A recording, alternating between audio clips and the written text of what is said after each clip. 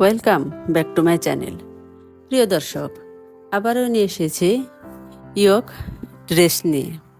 দেখতে পাচ্ছেন কত সুন্দর ইয়ক ড্রেস।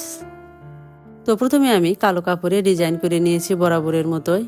তারপর সম্পূর্ণ নিজে হাত দিয়ে সুই সুতার মাধ্যমে এই নকশাগুলো তৈরি করেছি।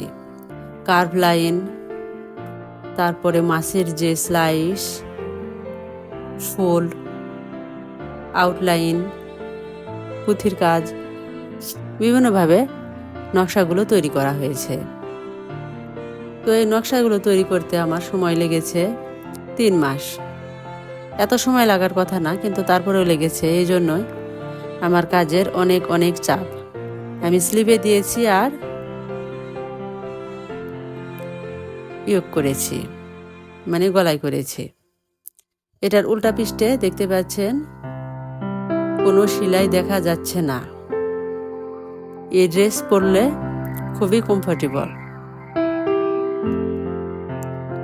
তো আমি এই জাপানি সিল্কের উপর এই কারুকাজগুলো করেছি। শেড সুতা। প্রিয় দর্শক, যদি আপনারা এরকম ড্রেস তৈরি করতে চান তাহলে আপনাদের অবশ্যই সুতি কালো কাপড়ের উপর কিন্তু কাজ করতে হবে। নিখুঁত কারুকাজ করতে হলে আপনাদের অবশ্যই ধৈর্য সহকারে কাজ করতে হবে। কালো কাপড়ের উপর কিন্তু নকশা করা খুবই কঠিন। আমি প্রথমে যে ট্রেসিং পেপারে ডিজাইনগুলো করে নিয়েছি, তারপর ছাপ দিয়ে এই নকশাগুলো তোলা হয়েছে।